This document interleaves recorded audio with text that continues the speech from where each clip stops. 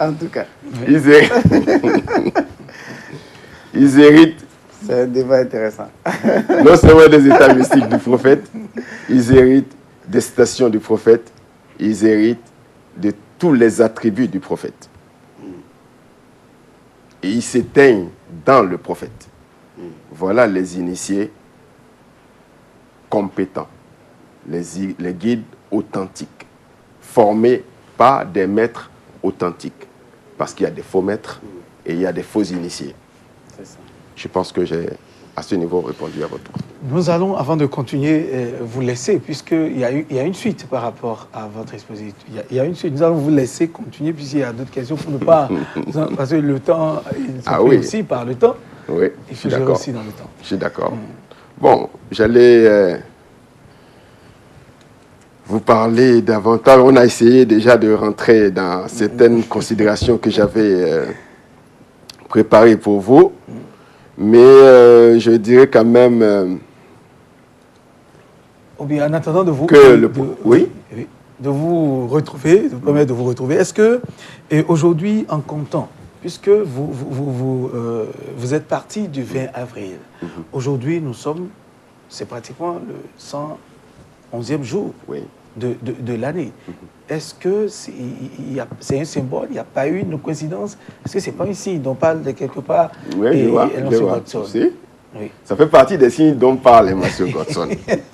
Mais vous savez, je ne voulais pas tout de suite mettre l'accent sur certains signes pour ne pas déconcentrer ceux qui nous suivent afin qu'ils puissent se focaliser sur l'essentiel. Oui. Eh bien, aujourd'hui, effectivement, correspond au 111e jour de l'année, selon le calendrier grégorien. Je rappelle que nous fêtons la naissance cosmique du prophète selon le calendrier grégorien. Donc, le 20 avril 2012, qui tombe et qui correspond au 111e jour de l'année. Et le chiffre 111, c'est le chiffre du pôle. C'est-à-dire le chiffre de Paul, c'est-à-dire le chiffre de celui qui dirige le gouvernement ésotérique des affaires du monde. C'est lui le pôle. Et c'est son chiffre 111. Donc cette naissance-là correspond aujourd'hui à ce chiffre-là. Pour nous, c'est un signe qui ne trompe pas, qui n'a rien à voir avec les astres, mais avec le poids mystique, avec le poids mystique des noms et des mots. Donc le pôle a pour symbole, a pour poids mystique le nombre 111. Le pôle, c'est-à-dire le terme arabe, c'est le kutub. Donc le pôle, c'est ce que je viens de vous expliquer. Donc pour nous, cela continue de nous rassurer que les prédictions du prophète pour les derniers temps se vérifient. Parce qu'aujourd'hui, nous avons à foison des signes qui manifestent toutes les prévisions du prophète Mohammed sallallahu alayhi wa sallam pour les derniers temps. Et nous les voyons aujourd'hui. Parmi lesquels parmi lesquels le désordre ambiant au niveau universel. Parmi lesquels... J'ai comme l'impression que Mohamed Bachir fait économie de mots. Je veux pas... non, je sais quand même... comme je dis... Je vous dis... Il vaut mieux qu'on appelle clairement et simplement, comme ça se fait sur l'émission, les choses par leur nom. Ça peut choquer, mais c'est quand même derrière. Oui, je ne dis pas le contraire. Bon, le prophète Mohammed, sallallahu alayhi wa sallam, a dit, parmi les signes des derniers temps, vous aurez les pâtres miséreux, c'est-à-dire des bergers, qui vont rivaliser dans des constructions les plus élevées. Nous avons ces signes-là aujourd'hui. À Dubaï, nous avons la tour la plus haute de la Terre aujourd'hui à 850 mètres. C'est chez les pâtres miséreux, c'est-à-dire les bédouins. C'est de ça que le prophète parlait. C'est les bédouins. Le prophète a dit, sallallahu alayhi wa sallam, dans les derniers temps, vous verrez les femmes danser uniquement avec les fesses. C'est écrit noir sur blanc, prédit par le prophète Mohammed. C'est là aujourd'hui, oui ou non? les femmes danser avec les fesses ou bien danser avec les fesses nues. Il y a une différence. Non, non, non, il n'a pas parlé de danser fesses avec nues. les fesses uniquement. Ça fait partie de la tradition de certaines cultures. Par exemple, quand on veut danser à Kuala, par exemple, ou bien non, moi je vous dis ce que le test a dit. Vous allez décliner ça comme vous voulez. Ça... moi, ça ne me concerne pas. Je vous dis les tests. Faites ce que vous en voulez, n'est-ce pas? Très bien. Le prophète Mohammed sallallahu alayhi wa sallam nous dit également, Dieu m'a conféré non seulement la science des premiers et des derniers, il m'a accordé la somme des paroles et le parachèvement des nobles règles de caractère, des nobles règles de caractère humain. Et on a demandé à Aïcha, une des femmes du prophète, quels sont les caractères du prophète? Et elle a répondu, les caractères du prophète, mais c'est le Coran. C'est-à-dire quoi? La mise en œuvre du Coran, c'est le prophète. Lorsqu'on voit le prophète, on comprend la mise en œuvre du Coran. Je vous donne un exemple. Le prophète Mohammed, sallallahu alayhi wa sallam, il a accompli sa mission pendant 23 ans. Le Coran nous dit, si quelqu'un a volé, coupez-lui la main. Combien de mains le prophète a-t-il coupé? Monsieur Godson, 0 main.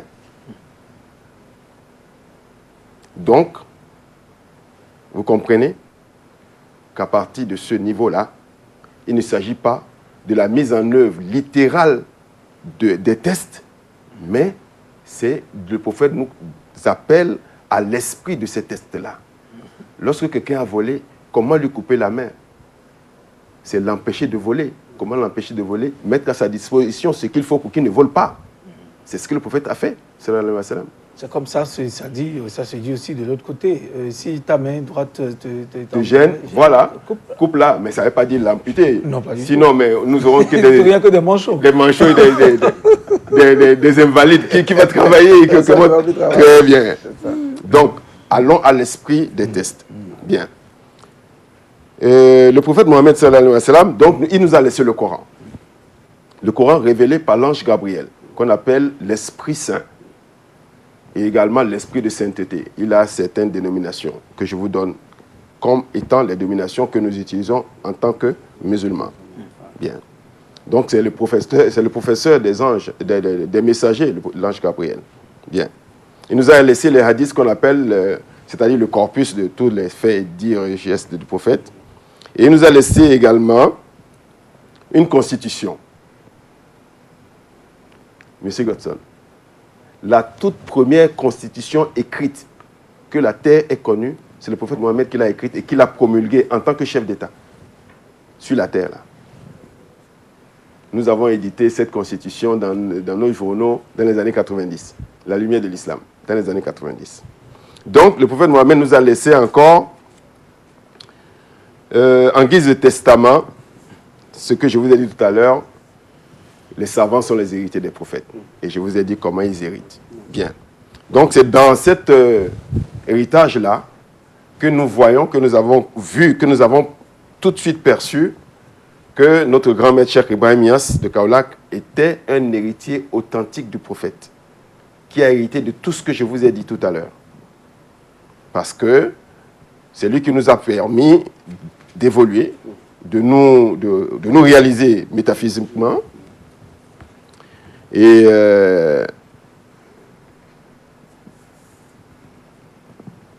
il nous a laissé également aujourd'hui la méthodologie, la méthode d'éducation contemporaine pour permettre aux initiés d'évoluer, d'être parfaitement éduqués à la connaissance de soi et à la connaissance du Seigneur, poursuivre leur formation jusqu'à la réalisation métaphysique.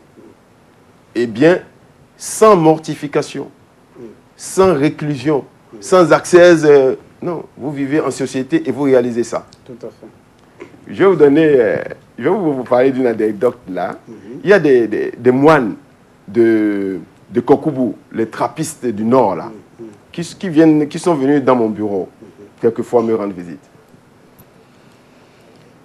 Et ils ont trouvé des élèves dans mon bureau et des jeunes mystiques, des jeunes initiés.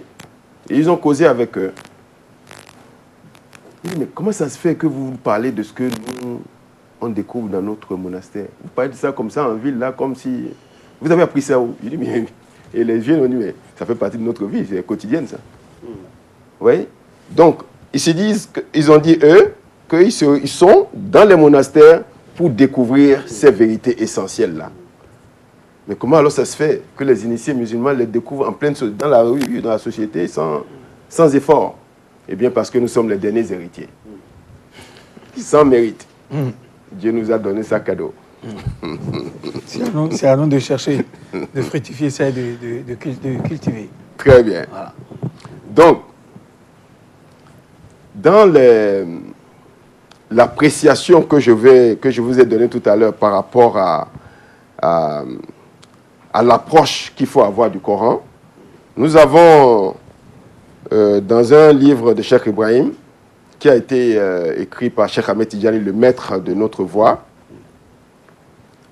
une sentence prophétique qui dit « Chaque verset du Coran possède une signification extérieure et une signification intérieure, une dimension, ainsi que de 7 interprétations allant jusqu'à 70 interprétations intérieures. » Vous voyez?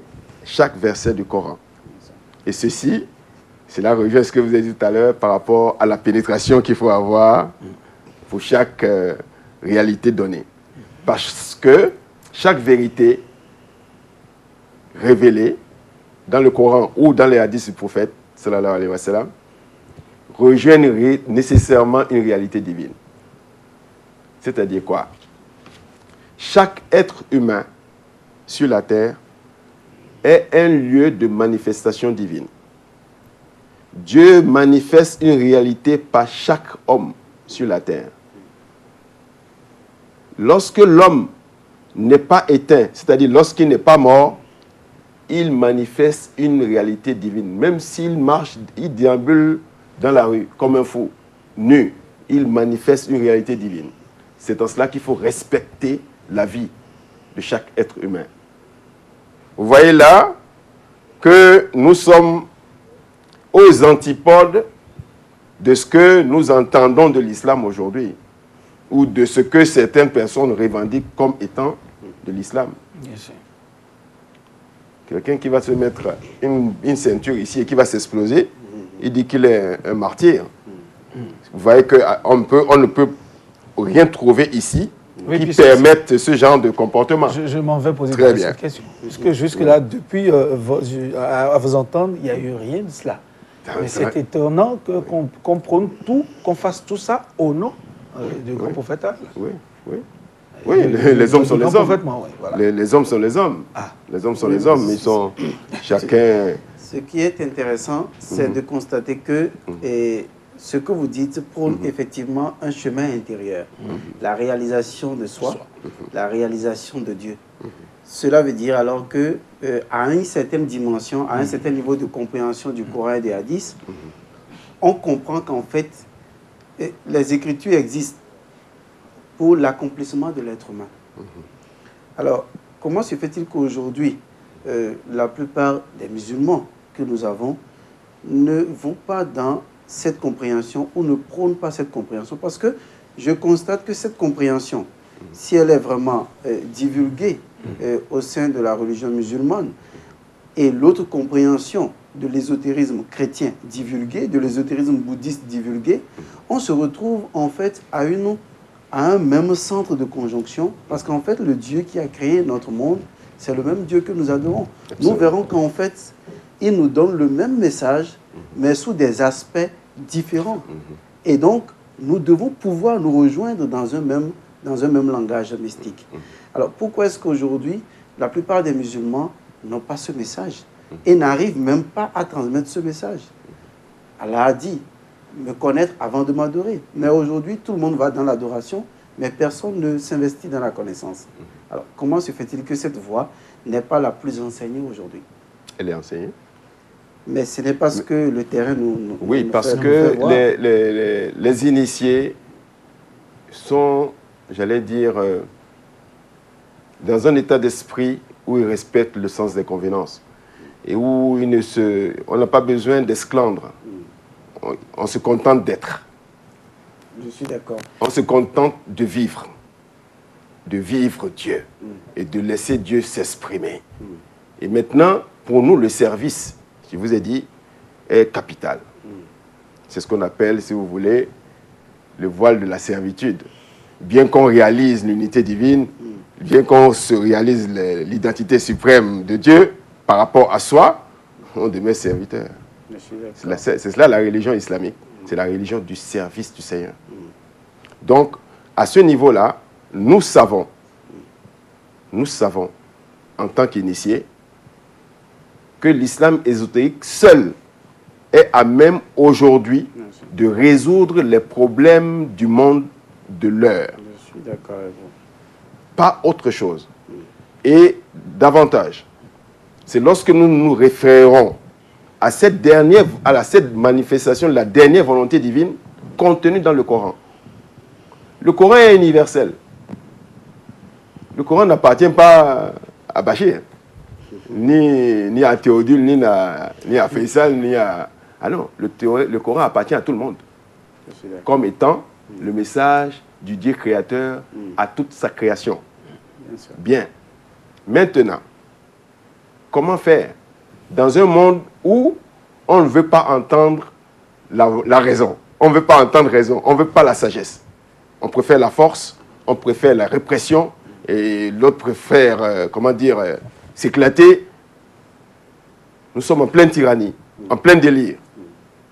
Maintenant, c'est la voie de la sagesse qui nous conduira à écouter cette voie d'initiation qui, une fois ouvert au Seigneur, vous inspire les solutions. C'est comme le Bluetooth au niveau des portables.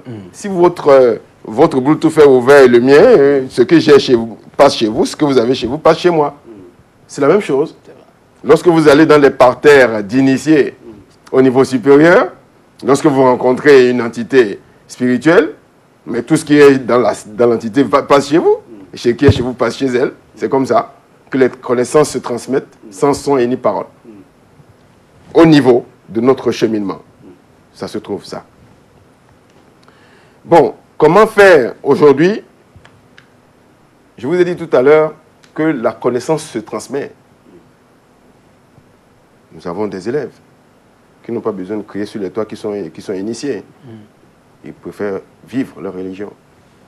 Maintenant, comment faire, comment communiquer, quels sont les moyens qu'on doit mettre en œuvre pour communiquer afin que cette compréhension, qui n'est pas uniquement de nous, Africains d'aujourd'hui, de l'Afrique de l'Ouest, non. C'est une compréhension livrée par le prophète lui-même. Et, comment dire, communiquer d'âge en âge, de siècle en siècle jusqu'à aujourd'hui. Ce qui fait que nous avons aujourd'hui la somme de toutes les connaissances du passé et de leur expérience mystique. Et aujourd'hui, en tant que dernier, nous n'avons même pas besoin de souffrir ou bien de nous cloîtrer comme les autres l'ont fait. Nous sommes en pleine société et nous gagnons les réalités, les spirituelles contenues dans cette voie. Dans cette voie, pour la mettre au service de la société et surtout du Seigneur. Voilà. Et il y a une question, je rappelle aux téléspectateurs qu'ils peuvent déjà appeler des questions, vous poser des questions ou apporter des contributions. Nous sommes sur le plateau pour ça, c'est derrière ça l'émission. Mais l'autre question qui m'intéresse et qui doit certainement intéresser aussi les téléspectateurs, vous avez parlé tout à l'heure du 111. C'est un chiffre très important. Pour un musulman, qu'il soit musulman ou pas, qu'est-ce qu'il peut en faire? Comment est-ce qu'il peut manipuler le chiffre 111 là? Mais ce n'est pas donné à manipuler à tout le monde. Ça n'a pas besoin d'être manipulé à tout le monde. Mais on doit savoir d'abord ce que c'est dans sa valeur intrinsèque, 111. Je vous ai dit tout à l'heure que c'était le poids mystique du mot Paul. Voilà. Qu'est-ce qu'on peut en faire? Un musulman, un musulman croyant, qu'est-ce qu'il peut en faire dans sa vie? Mais un musulman croyant ne peut rien faire avec ce chiffre. Ça ne le concerne pas.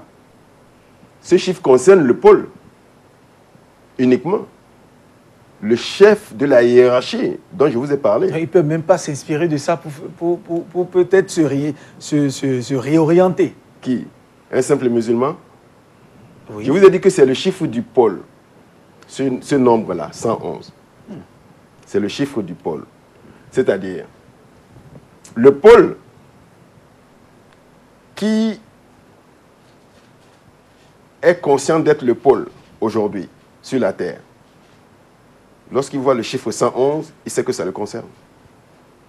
Ça là, c'est le pôle suprême.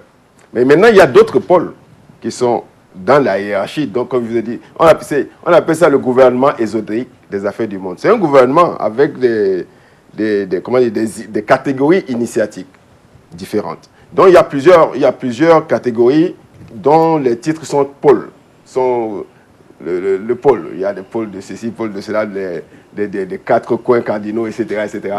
Chacun se reconnaîtra dans le chiffre 111. Le chiffre 111, c'est le poids mystique du nombre pôle, c'est tout. Maintenant, aller travailler avec ça, non. Moi, je ne vous donne donc, c'est réservé, en un mot, c'est réservé aux initiés. Il faut s'y connaître pour s'en approcher. C'est clair, c'est clair. Non seulement c'est réservé, c'est pas que c'est réservé aux initiés, mais je vous dis que c'est un chiffre qui indique la présence du pôle. Très bien. C'est-à-dire que le nombre 111 indique qu'il y a un pôle. D'accord. Alors, merci El Hadj Mohamed Bachir Soumanou. Nous avons des téléspectateurs qui sont déjà en ligne. Non. Ils ont des questions à poser. Premier auditeur, téléspectateur en ligne, bonsoir. Oui, bonsoir. Oui, bonsoir, cher ami. Oui, comment allez-vous? Oui, ça va très bien. Comment est-ce qu'on vous appelle? Je suis en ligne, hein? Oui, vous êtes en ligne. Vous appelez d'où? Allez-y, nous vous écoutons. Allez-y, nous vous écoutons. Si vous... D'accord. Je salue M. Elman Godson. Bonsoir. Je salue aussi votre invité. Je l'ai suivi avec beaucoup d'attention. Est-ce que vous me recevez? Nous vous recevons, cher ami. Votre nom, s'il vous plaît, vous nous appelez d'où, dites-nous? Je vous appelle de Cotonou, quartier Jacques. Oui. Oui, je m'appelle Saïf. Saïf. Alors, j'ai suivi l'émission avec beaucoup d'intérêt, d'accord? Oui. Je suis un jeune qui est à la recherche d'une certaine connaissance, d'accord? Très bien. Est-ce que vous me recevez? Nous vous recevons, Monsieur Saïf. Allez-y, posez votre question, s'il vous plaît. Oui, d'accord. Je voudrais savoir quelle est l'importance d'avoir un guide pour l'élévation spirituelle aujourd'hui et comment rencontrer son guide. C'est surtout ça. D'accord? Ça, c'est ma première question. La deuxième question, votre invité avait dit tantôt, d'accord, que Dieu a créé, le prophète a dit que Dieu a créé de sa lumière la tablette. Alors qu'aujourd'hui, on entend parler souvent du Coran, de l'évangile, tout ça. Je voudrais savoir combien de livres il y a eu avant qu'on arrive au Coran. Et quelle est la différence entre chacun de ces livres. D'accord? Allô? Oui, allez-y. Une troisième question. Vous avez parlé aussi des signes qui annoncent, d'accord, l'avènement de l'essence primordiale. Alors, que peut-on comprendre par rapport à tout ce qui se passe aujourd'hui? Parce que chez nos amis chrétiens, c'est dire que Jésus reviendra. Chez nos amis musulmans aussi, je crois, ils disent aussi que Jésus reviendra. Est-ce que les signes d'aujourd'hui annoncent l'arrivée de Jésus? Et je voudrais que l'invité nous en parle aussi. Merci. Merci à vous, Monsieur Saïf, qui nous appelle depuis le quartier Jacques à Cotonou. Un autre en ligne, bonsoir. Autre téléspectateur en ligne, bonsoir. C'est quelque chose avec mon patron aujourd'hui. Allô? Oui, vous m'écoutez? Vous appelez comment et vous nous appelez d'où, s'il vous plaît? C'est M. Gandonou Herman. Monsieur? Gandonou Herman. Oui, Monsieur Gandonou Herman. Vous appelez d'où? Notre ami Gandonou Herman est parti. Allô? Oui, allô, bonsoir. Oui. Bonsoir le plateau. Oui, bonsoir. Je salue aussi notre invité. Oui. Et on m'appelle Oussou Vidéo Gracial, j'appelle depuis Boukoumé. D'accord, Deo Gracias Oussoukwevi. Depuis beaucoup J'ai une petite préoccupation très rapidement. Oui. Dans le développement de notre invité, il nous disait que Mahomet est venu pour l'humanité, Jésus est venu pour les Juifs. Est-ce dit que Mahomet existait avant Jésus? Si oui, alors qui est Jésus? Parce que moi, je sais que Jésus est le Fils de Dieu. Et le Coran même le reconnaît. Merci. Merci à vous, monsieur Deo Gracias. Ça, c'est depuis Boukoumbe. C'est vrai qu'on a eu quelques difficultés à vous entendre, mais c'est noté quand même votre question. Un autre en ligne, bonsoir. Oui, bonsoir. Allô? Oui, bonsoir. Oui, bonsoir Oui. sur le plateau. Bonsoir. Oui, je salue tous ceux qui sont sur le plateau. Oui. Je m'appelle Walid et je voudrais poser quelques questions à votre invité. Monsieur Walid, oui, allez-y. Voilà, je voudrais savoir par rapport à à tout ce qui s'est dit, d'accord, les lois, aujourd'hui, par exemple, quand souvent les musulmans parlent, ils parlent de que le musulman peut avoir beaucoup de femmes. Je sais que ça n'a rien à voir avec le débat du jour, d'accord, que les musulmans peuvent avoir beaucoup de femmes. Est-ce que l'invité peut essayer de nous en parler sur le nombre de femmes que les musulmans peuvent avoir? Je voudrais qu'il en parle un peu, d'accord? Allez-y, monsieur Walid. Monsieur Walid. Oui, alors, je voudrais aussi savoir, le signe de la croix, ça a quelle signification chez les musulmans? Parce qu'on est devant notre invité un ésotérique. D'accord, je voudrais savoir le signe de la croix, qu'est-ce qu'il en pense? D'accord? Oui. Et aussi, pourquoi pas d'image du prophète? Le prophète Mahomet, pourquoi on fait autant de tabous autour de son image? Est-ce qu'on peut aussi nous en parler? Merci beaucoup. Très bien. Très bonne question. Merci beaucoup, monsieur Walid.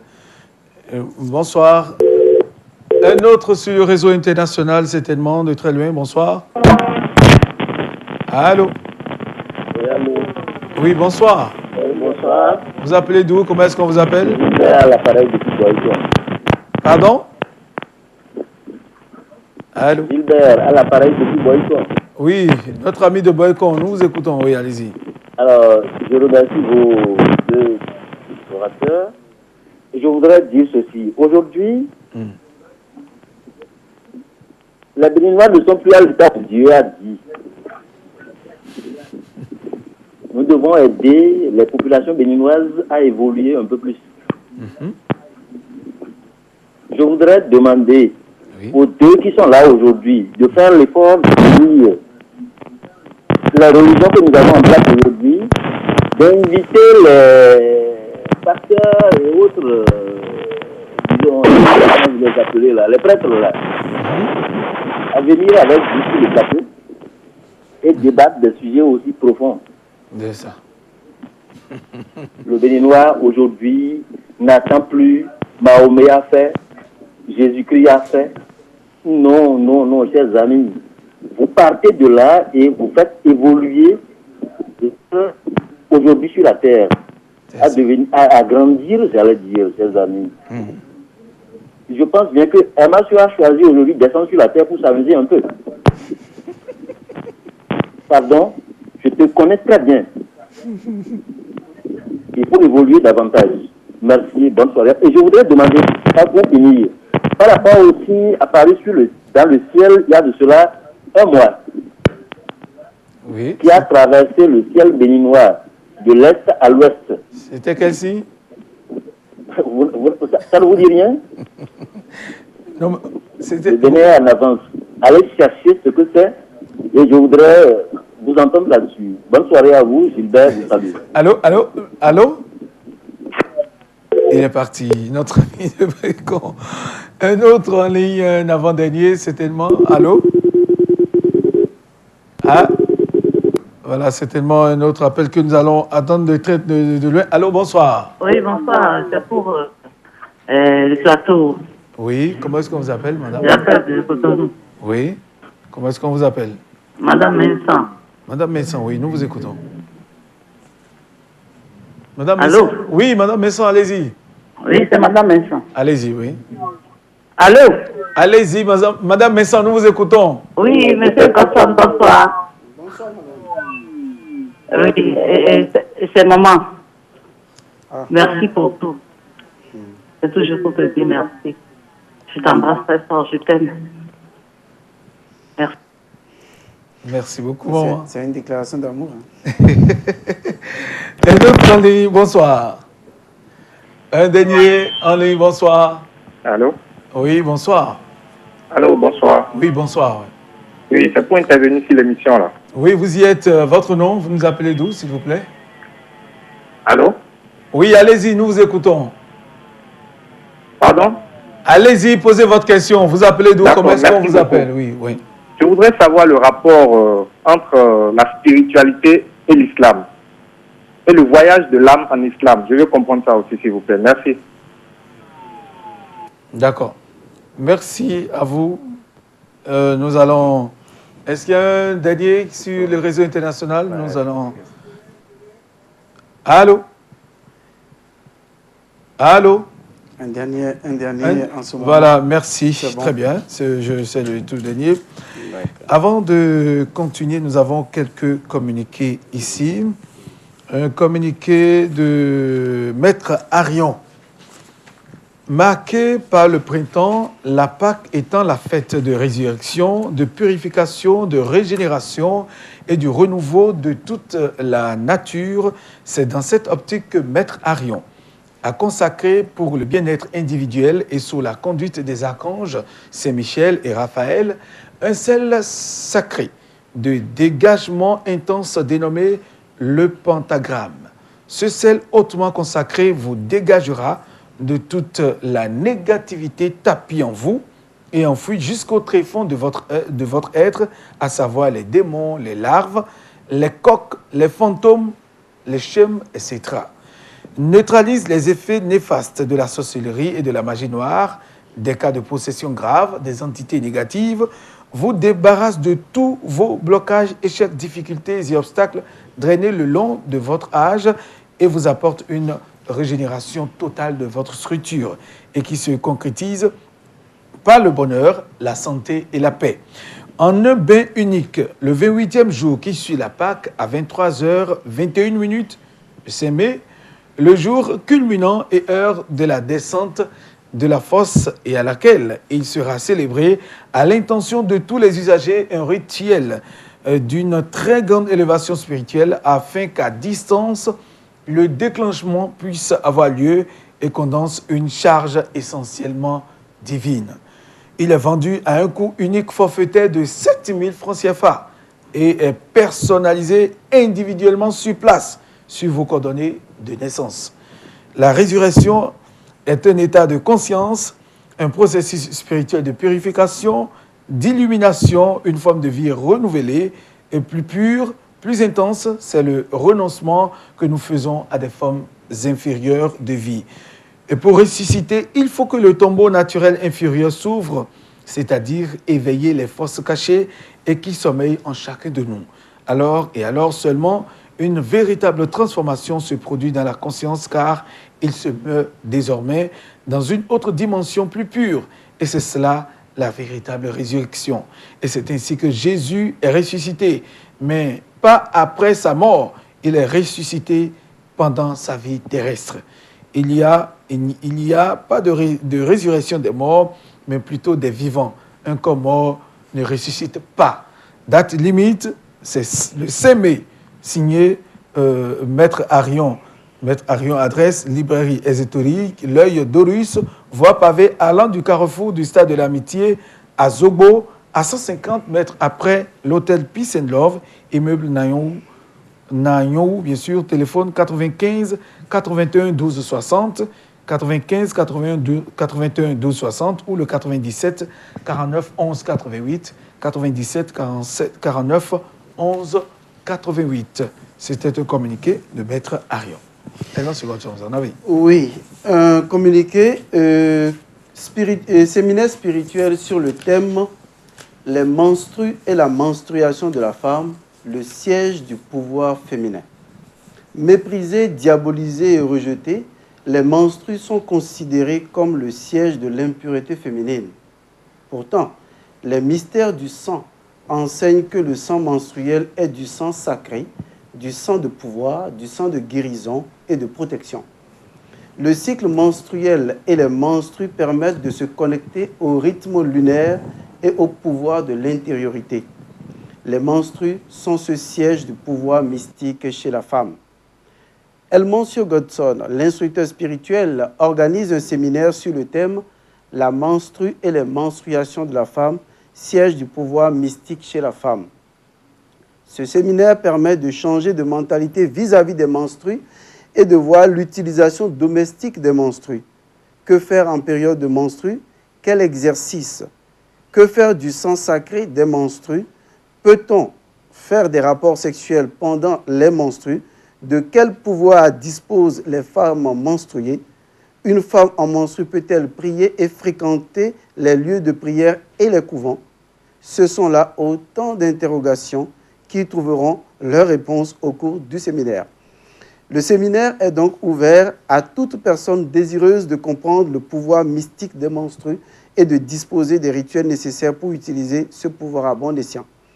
Le séminaire est prévu pour le dimanche 20 mai 2012 à 8h à Aksharam ONG à Fidjrosset.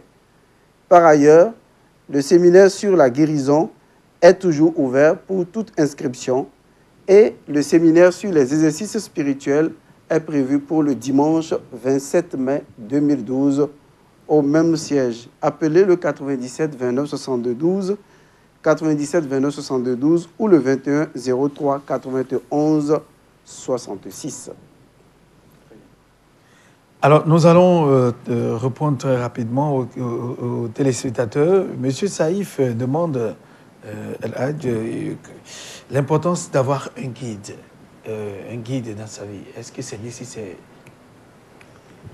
Il y a une sentence qui circule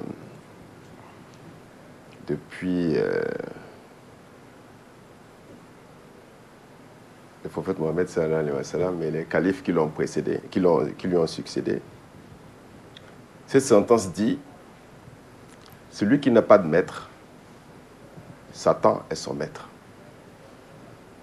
C'est-à-dire, si vous refusez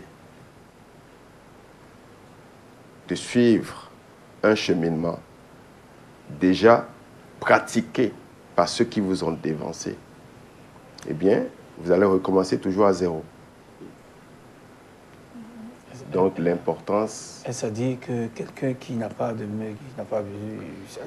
un guide spirituel, mais qui se comporte bien dans la vie, qui a un comportement correct, social, qui est bien social, est-ce que celui-là... Je peux apporter une réponse? Mais oui, je vous allez apporter une réponse, je suis d'accord avec vous. Je suis d'accord que vous apportiez une réponse. Mais tout de suite, je vais vous dire, le bon comportement, ça c'est rien, c'est normal. Mais cela ne veut pas dire la réalisation spirituelle. Socialement, je respecte la nature en un mot. Oui. Je respecte la nature dans sa valeur intrinsèque. Ce n'est pas un guide spirituel, je n'en ai pas besoin, mais je respecte la nature. La nature est mon guide spirituel. Non, vous ne pouvez pas vous réaliser comme ça, impossible. Je dis bien impossible. Et pourquoi? Parce que ce n'est pas dans les règles de la spiritualité que vous sortiez comme ça du néant et que vous pensez que vous pourriez réaliser quelque chose sans être amené par ceux qui l'ont déjà réalisé avant vous. Je laisse la nature. Ça fait partie des règles de la... Vous dites, je ne dois pas. Je pense qu'on va laisser ce débat parce qu'en fait, c'est totalement vrai ce qu'il a dit. C'est qu'il est impossible d'atteindre la réalisation sans un guide spirituel. Parce que le guide est obligatoire et nécessaire sur le chemin. Vous le rencontrez, il vous connaît et il suit votre progression. Tout autre chemin, c'est de la perdition. Vous avez forcément besoin d'un guide. Vous pensez que tous ceux qui se sont réalisés ont forcément eu des maîtres? Oui, mais ça fait partie des règles. Je vous dis bien, c'est des règles. Celui qui n'a pas de maître, je vais vous donner un exemple. Nous savons très bien que Dieu a envoyé le prophète Mohammed comme guide pour l'humanité, d'accord? Et dans sa transcendance, Dieu a fait voyager le prophète de nuit de la Mecque à Jérusalem, et de Jérusalem, il lui a fait faire une ascension vers les cieux. Et si vous pensez que Dieu n'aurait pas pu faire ça tout seul avec son prophète, il l'a inspiré, il lui a, avant même de vivre la réalité prophétique, il était déjà un bébé, il sentait déjà des réalités supra-formelles. Eh bien, qu'est-ce que Dieu a fait? Dieu a envoyé l'ange Gabriel. Il dit, va me chercher le prophète et lui faire le chemin. C'est Gabriel qui l'a pris par la main, il a fait quitter la Mecque pour Jérusalem. Et de Jérusalem, maintenant, il le prend. Premier ciel, il rencontre le prophète qu'il rencontre là-bas. Deuxième, troisième, quatrième, cinquième, jusqu'au septième. Voilà. Et maintenant, arrivé à un endroit, Gabriel lui dit, bon, maintenant, le prophète, je t'ai amené à une limite qui est la mienne. Parce que moi, en tant que Gabriel, je ne peux plus avancer. Mais toi, le prophète, tu peux continuer. Ouais. Donc, à partir de cet endroit-là,